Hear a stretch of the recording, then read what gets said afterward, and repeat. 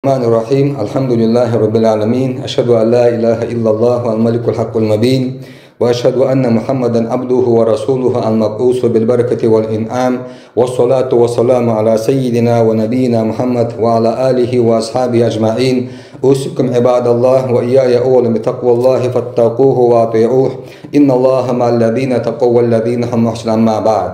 Дорогие братья, дай Аллах, чтобы сегодняшний день и последующие дни были нас баракатными, чтобы Всевышний Аллах принял все наши благие деяния. Всевышний Аллах говорит в своем священном Коране: Бисмиллахир Рахманир Рахим, Мухаммадур Расулуллахи валладина мааху ашиддау алал куффари рухамау байнахум, тарахум руккаан суджадай ябтагуна фадла мин Аллахи ва ридвана.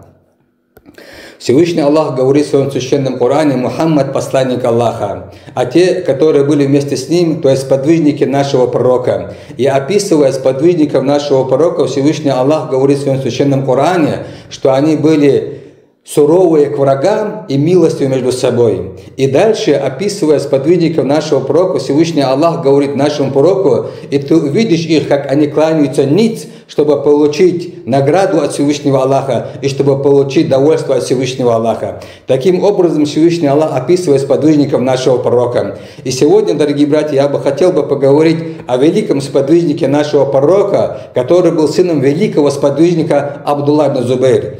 И почему именно сегодня мы говорим именно об этом сподвижнике? Почему? Потому что мы с вами находимся в месяце Шавваля, а именно в этом месяце родился Абдулла ибн Зубайр. Мать Абдулла ибн Зубайра Асма, дочь Абу Бакр Сиддика, которую называли Зату Нитакейн. Асма, ее звали Зату Нитакейн, обладательница двух поясов. И почему ее звали так, обладательница двух поясов? Когда наш пророк вместе с Абу Бакр Сиддиком, когда они решили отправиться в Медину, то есть переселение, сделать хиджру, Асма принесла еду в мешке, то есть нашему пророку и своему отцу Абу Бакр Сиддику. И у Асма не оказалось веревки, чтобы перевязать этот мешок. И что она сделала? Она сняла с себя пояс, разорвала этот пояс на две части, одной частью перевязала этот мешок, а другой частью сделала для себя пояс. И с этого дня Асма называли Зату Нитакейн, обладательницей двух поясов. И, дорогие братья, вот это вот имя ей дал наш пророк, алейхиссалату вассалам. И она очень сильно гордилась тем, что ее так называли. Почему? Потому что это имя дал ей наш пророк, алейхиссалату вассалам. И после этого мать Абдулла ибн Зубайра вместе со своим мужем Зубайр ибн Авамом, они отправились в хиджру, то есть переселиться из Мекки в Медину. И когда они отправились, она была беременной. Балага Зату Нитакейн Асма бинту Аби Бакр Сиддик Башарифа Ясриба мут'абатан муджхадатан. И когда они достигли Медину, Асма, то есть мать Абдулла ибн Зубайр, она была очень сильно уставшая и очень утомленная. Почему? Потому что она была беременной. И когда они достигли краев Медины, у нее начались родовые схватки. И после этого она родила. Она родила Абдулла ибн Зубайра. И после того, как родился Абдулла ибн Зубайр, в Медине, из-за того, что мусульмане очень сильно обрадовались, был такой такбир, что этот такбир сотрясал всю Медину. И почему, дорогие братья?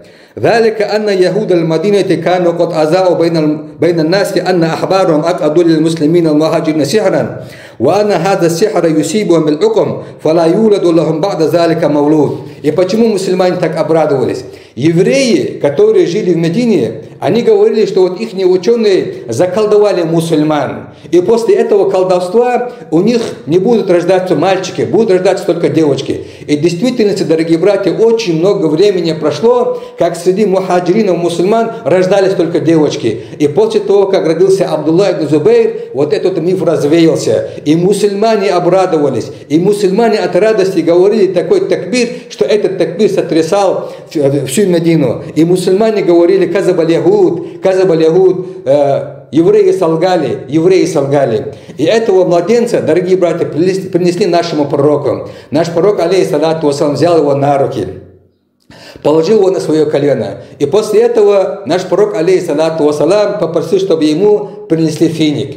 Нашему пророку принесли финик. Наш пророк, алейхиссалату вассалам, разжевал этот финик, и кусок этого финика отдал этому младенцу. И, дорогие братья, Абдулла ибн Зубайр проглотил этот финик. И после этого наш пророк, алейхиссалату вассалам, назвал этого младенца именем Абдулла в честь его дедушки по материнской линии, то есть честь Абу Бакр Сиддика. Дорогие братья, мало кто знает, что настоящее имя Абу Бакр Сиддика есть имя Абдаллах. Абдаллах и есть имя Абу Бакр Сиддика, и в честь его дедушки по материнской линии наш пророк, алейхиссалату вассалам, его назвал Абдаллахом. И после этого наш пророк, алейхиссалату вассалам, велел Абу Бакр Сиддику, чтобы он прочитал азан. И Абу Бакр Сиддик этому младенцу, своему внуку, прочитал азан. فكان أول شيء دخل في جوف ذلك المولود المحظوظ ريق رسول الله صلوات الله وسلامه عليه. И первое, что попробовал этот младенец, и первое, что попало в желудок этому младенцу, это была благословенная слюня нашего пророка. وكان أول صوت استقر في أذنه صوت الأذان رفعه الصديق رضي الله عنه وأرضاه. И первое, что услышал этот младенец, это был азан, который ему прочитал Абу Бакр Сиддик, его дедушка по материнской линии. Дорогие братья, окружение Абдулла ибн Зубайра было очень знатного происхождения и со стороны материнской линии, и с линии отца. Посмотрите, дорогие братья, какое было его окружение. Фаабуху Зубайр ибн Ауам, хаварию Расулилля, саллаллаху алейхи вассалям. То есть его отец был Зубайр ибн Ауам. Зубайр ибн Ауам был одним из самых приближенных сподвижников нашего пророка. И он был один из тех 10, которых наш пророк еще при жизни обрадовал раем. То есть ашруль мубаширин, 10 сподвижников, которым наш пророк, алейхиссалату вассалям, еще при жизни обрадовал раем, что они попадут в рай. И одним из них, этих 10, был Зубайр ибн Ауам, отец Абдулла ибн Зубайра. Его мать, как мы сказали, была Асма, дочь Абу Бакр Сиддика, зату нитакайн, обладательница 2 поясов. Ваджаддуху ли уммихи Абу Бакр Сиддик, халифату Расулилля, саллаллаху алейхи вассалям, васафиюху. А его дедушка по материнской линии был Абу Бакр Сиддик, самый приближенный сподвижник и самый любимый сподвижник нашему пророку. Вахалатуху Айшат уммуль муминина, то есть его тетя по материнской линии была Айша. Айша, дорогие братья, умуль муминин, мать правоверных, жена нашего пророка, наша с вами мать, самый любимый человек нашему пророку. Ваджаддату ли абихи Сафият бинтуль Абдуль Муталиб, аммату Расулля, саллавату Аллаху саламу алейхи. А его бабушка по отцовской линии была София. София, дорогие братья, это была тетя нашего пророка. Тетя нашего пророка. И вот такое вот окружение было у Абдулла ибн Зубайра. И, дорогие братья, мальчик, который вырос в таком окружении, в таком кругу, какой он будет? Конечно, согласно вот этому кругу, Абдулла ибн Зубайр, он вырос очень богобоязненным, очень таким человеком, который был очень с хорошим нравом, был полон имана. Почему? Потому что мальчик, который вырос в таком окружении, по-другому и не могло быть. فلما بلغ عبد الله بن الزبير السابعة من عمره أمره أبوه الزبير بن عوام أن يذهب إلى رسول الله صلوات الله وسلامه عليه ويبايع على السمع والطاعة في المنشط والمكره. И после того, как Абдулла ибн Зубайру исполнилось 7 лет, дорогие братья, 7 лет, мальчик, которому исполнилось 7 лет, его отец Зубайр ибн Ауам приказал ему подойти, идти к нашему пророку и пристегнуть ему в верности. И, дорогие братья, в 7-летнем возрасте этот мальчик направился к нашему пророку, посланнику Аллаха, чтобы ему пристегнуть. И с ним к нему присоединился Джафар бин Аби Талиб. Джафар бин Аби Талиб тоже был мальчиком, его ровесником. И вот эти вот 2 мальчика, они направились к нашему пророку, чтобы ему присягнуть. И когда наш пророк, алейхиссалату вассалам, увидел вот этих вот 2 пацанов, вот 2 мальчиков 7-летнего возраста, наш пророк спросил у них, зачем вы пришли? И они сказали, мы пришли, чтобы присягнуть тебе в верности. И наш пророк очень сильно обрадовался. Табассама суруран мин саниима. После этого наш пророк, алейхиссалату вассалам, радостно улыбнулся, протянул им руку и принял у них присягу. И после этого Абдулла ибн Зубайр очень часто вспоминал и говорил, что он гордится, что он в таком возрасте присягнул нашему пророку. Дорогие братья, Абдулла ибн Зубайр, когда он вырос, он был очень богобоязненным. Он был таким человеком, таким сподвижником, который очень много делал ибада, очень много выстаивал ибадати, у него намаз был очень длинный, у него рукой был очень длинный, у него суджуд был очень длинный, настолько длинный, что когда он становился на намаз, или когда он был в суджуде, птички подходили и садились ему на спину, думая, что это какой-нибудь камень или пенек, или какая-нибудь одежда брошенная. Они садились на его спину из-за того, что у него ям был такой длинный, суджуд был такой длинный. وكما نشي عبد الله بن زبير على الصلاح والتقوى فقد نشي على الفروسية وممارسة الحروب منذ نعومة أسفاره. И точно так же, как его воспитывали богобоязненным, с хорошим нравом, его воспитал его отец, как его воспитал истинным воином. То есть с детства его отец Зубайр ибн Аввам приучил его сражаться, приучил его к военной тактике, приучил его держать меч, сражаться с мечом. И Зубайр ибн Аввам что делал? Когда он еще был мальчиком, он сажал его со спины на коня и вместе с ним отправлялся на сражение. Почему? Потому что чтобы он с детства почувствовал, что вот это вот запах сражения, чтобы он с детства почувствовал, узнал тактику боя, чтобы он с детства выучил, как нужно сражаться. И в действительности он этому обучился. И когда Абдулла ибн Зубейр исполнилось 14 или 15 лет, Абдулла ибн Зубейр сам сражался в битве при Ярмуке. Битва при Ярмуке, дорогие братья, это была решающая битва между мусульманами и неверными. Битва при Ярмуке, в Иордании есть река, которая называется Ярмук. Эта битва была возле этой реки, где мусульмане одержали сокрушительную победу. Где мусульмане одержали победу, и в этой битве в возрасте 14 или 15 лет участвовал Абдулла ибн Зубейр. Дорогие братья, после того, как Абдулла ибн Зубейр достиг того возраста, когда он мог сражаться, Абдулла ибн Зубейр не пропустил ни одно сражение. И после каждого сражения он оставлял такой след, что после этого следа его благодарили. После этого мусульмане восхваляли Всевышнего Аллаха, что Абдулла ибн Зубейр оказался вместе с ними и сражался вместе с ними. И такой след он оставил, когда... من ذلك أن خليفة المسلمين عثمان ابن عفان رضي الله عنه وارضاه أذن لواليه على مصر بغزو إفريقيا. Когда не стало нашего пророка, когда не стало Абу Бакр Саддика, когда не стало Умар ибн Хаттаба, и когда халифом стал Осман ибн Аффан разрешил своему наместнику в Египте, чтобы он отправился, для завоевания Африки. И в действительности войско мусульман из Египта отправилось для завоевания Африки. И это войско, численность воин, это войско было 20 тысяч воинов. И когда они достигли Африки, численность воин неверных была намного больше. Силы были неравные. Численность воин неверных было 120 тысяч воинов, дорогие братья. И после того, как вот это войско отправилось, Осман ибн Аффан очень сильно переживал за мусульман. И очень много времени прошло, как не было новостей от мусульман. То есть Осман ибн Аффан не знал, победило ли войско мусульман или проиграло. Он очень сильно переживал. И после этого баса Абдулла ибн Зубейр аля раси джамаати мин фурсан аль-муслимин ли имдад аль-джейш. И после этого Осман ибн Аффан собрал один отряд и вместе с Абдулла ибн Зубейром отправил этот отряд, чтобы помочь мусульманам, в завоевании Африки, и чтобы Абдулла ибн Зубейр отправил хоть какую-нибудь новость. И Абдулла ибн Зубейр вместе с этим отрядом отправился в Африку. И когда он присоединился к мусульманам, мусульмане очень сильно обрадовались. Командующий войск мусульманам очень сильно обрадовался, когда он увидел сподвижника нашего пророка, когда он пришел с этим отрядом к нему на помощь.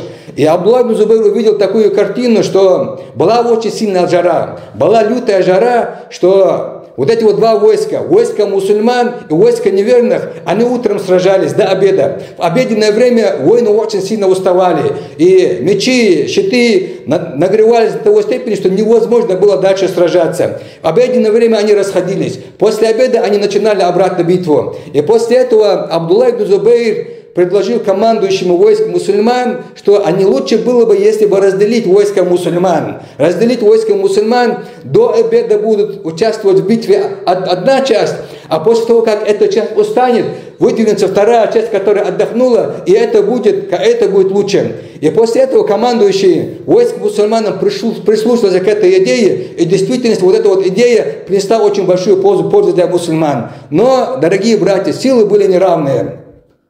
Почему? Потому что неверно было намного больше. И если глобально что-нибудь, если не изменить, то мусульмане могли и не выиграть. И Абдулла ибн Зубейр, что он сделал? Он решил убить убить императора неверных. А император неверных Джарджир, его звали Джарджир, он был в Кальбуль-Джейш, то есть в середине войска. Он сидел в середине войска, с двух сторон его окружали рабыни, которые махали им веером и освежали ему воздух. И Абдулла ибн Зубайр что сказал? Он собрал 30 самых отважных воинов и сказал этим воинам: «Суну дагри васатарона ма ана фаалун». Он сказал: «Оберегайте меня со спины, и вы увидите, что я сделаю». В обеденное время, когда вот эти войска мусульман и войска неверных, когда они уже разошлись, Абдулла ибн Зубайр вместе с вот этими вот всадниками, 30 человек, он направился в сторону вот этого войска, в сторону огромного войска. И когда вот это вот неверные, войска неверных увидели, что вот эта горстка всадников, когда идет в их сторону, они подумали, что это делегация для переговоров. И они открыли коридор. И Абдулла ибн Зубайр вместе с этими 30 всадниками, он зашел в сердце вот этого вот войска, дорогие братья, в сердце неверных, в сердце врага. И после того император Джарджир, когда увидел, что Абдулла ибн Зубайр с этими всадниками идет в его сторону, он почувствовал, что он идет его убить. И он приказал остановить их. И после этого завязалась битва. Абдулла ибн Зубайр проложил дорогу, срубая все у себя на пути. Он достиг этого императора Джарджира. Он повалил его, убил его. После этого отрубил его голову, насадил эту голову на копье и поднял вверх и начал кричать во весь голос: «Аллаху Акбар Такбир! Аллаху Акбар Такбир!» И когда мусульмане увидели эту картину, дух мусульман поднялся, а дух неверного упал, и мусульмане одержали победу в этой битве. И Абдулла ибн Зубайр, будучи победителем, он вернулся обратно к халифу Осману ибн Аффану с радостной вестью, что мусульмане одержали победу. Дорогие братья, таким был Абдулла ибн Зубайр. Абдулла ибн Зубайр всю свою жизнь провел, отстаивая истину, то есть борясь, сражаясь за истину. Абдулла ибн Зубайр таким был сподвижником, который говорил правду в лицо, и какая бы горькая эта правда не была, он говорил в лицо. Дорогие братья, к большому сожалению, Абдулла ибн Зубайр умер от рук мусульман. Конечно, была фитна между мусульманами, где с обеих сторон погибло очень много мусульман. И вот эти вот истории, когда вот мусульмане убивают друг друга, когда проливается кровь мусульман, эти истории очень трудно пересказывать. И подробно мы не будем пересказывать эту историю. Но, дорогие братья, мы должны запомнить одно имя: Хаджадж ибн Юсуф ас-Сакафи. Хаджадж ибн Юсуф ас-Сакафи, он считался мусульманином, но он был очень плохим человеком. Он был фасиком, он был тираном. Это человек, который убил очень много сподвижников. Это тот человек, который убил очень много табиинов. Это человек, который убил очень много ученых того времени. И это тот человек, который убил Абдулла ибн Зубайра, великого сподвижника. Хаджадж ибн Юсуф ас-Сакафи вместе со своим войском направился в Мекку. Тогда Абдулла ибн Зубайр был в Мекке. И с этим войском он направился в Мекку, осадил Мекку. И это тот человек, который из катапульта швырял камни в сторону Каабы. Дорогие братья, эта битва продолжалась очень много, пока войско вокруг Абдулла ибн Зубайра, пока войско не стало маленьким, то есть все разошлись, и вокруг Абдулла ибн Зубайра осталось только самые преданные воины Абдулла ибн Зубайру. И после этого Хаджадж ибн Юсуф предложил Абдулла ибн Зубайру сдаться. И он сказал: если ты сдашься, я тебе ничего не сделаю, и ты можешь идти куда ты хочешь, если ты сдашься. И после этого что сделал Абдулла ибн Зубайр? Абдулла ибн Зубайр направился к своей матери, Асма, дочь Абу Бакр Сиддика, чтобы с ней посоветоваться. Асма в то время была очень старой старушкой, ей было уже 100 лет, глаза у нее ослепли, она была слепая. Абдулла ибн Зубайр пришел к ней и сказал: «О, моя мать, я сражался всю свою жизнь за истину, а теперь я ослаб. Войско меня покинуло, со мной остались только самые преданные мне воины, и они мне предлагают сдаться. И если я сдамся, они говорят, что со мной ничего не сделают. И что ты мне посоветуешь?» И что сделала мать? Дорогие братья, любая другая мать, чтобы сохранить жизнь своему сыну, она бы сказала: сдайся, сохрани себе свою жизнь. Но не Асма, дорогие братья. Что сказала Асма? Она спросила своего сына: «О, мой сын, ты думаешь, что ты сражался за истину все это время? Ты сражался в действительности за истину?» И Абдулла ибн Зубайр сказал: «Да, о моя мать, я сражался за истину». «Так умри на этой истине», сказала Асма. «Так умри же на этой истине. Если ты сейчас сдашься», сказала Асма, то ты предашь всех тех, которые сражались рядом с тобой за эту истину. И после этого Абдулла ибн Зубайр подошел к своей матери и сказал ей: я тоже был такого же мнения, поцеловал ее в лоб и сказал: я просто хотел благословения от тебя, чтобы умереть. Абдулла ибн Зубайр вышел, и это было последнее его сражение. Его убили после этого. Его убили, и после того, как его убили Хаджадж ибн Юсуф и это войско, которые считали себя мусульманами, они говорили такбир. Они говорили такбир из-за того, что они убили великого сподвижника нашего пророка. Но, дорогие братья, там присутствовал Ибн Умар. Там присутствовал Ибн Умар, сподвижник нашего пророка. Ибн Умар – это тот сподвижник, который присутствовал при его рождении, при рождении Абдулла ибн Зубайра. И он присутствовал сейчас здесь, когда его убили. И что сказал Ибн Умар? Ибн Умар сказал: «Валлахи, я клянусь вам Аллахом, инна аллазина кабару инда вилалати Абдулла ибн Зубайр аксару ва абару мин аллазина кабару инда маути». Те, которые говорили такбир при его рождении, они были намного лучше, чем тех, которые говорят сейчас при его смерти, сказал Ибн Умар. После этого Хаджадж ибн Юсуф, чтобы унизить Абдулла ибн Зубайра, чтобы унизить его семью, он повесил его возле ворот, которые входили в Мекку, чтобы люди видели, и Абдулла ибн Зубайр там был подвешенный. И он что сказал? Он сказал, что он разрешит снять его после того, только после того, как Асма сама придет к Хаджадж ибн Юсуфу и сама попросит его, чтобы он разрешил его снять. Но, дорогие братья, Асма что сделала? Асма, она что сделала? Она не пошла к Хаджадж ибн Юсуфа, чтобы просить его, чтобы его сына сняли. Она что сделала? Она сказала, она попросила, чтобы ее отвели к Абдулла ибн Зубайру. И когда ее привели туда, что она сказала? Она сказала: «Ама ана ли хадал фарси аятараджал».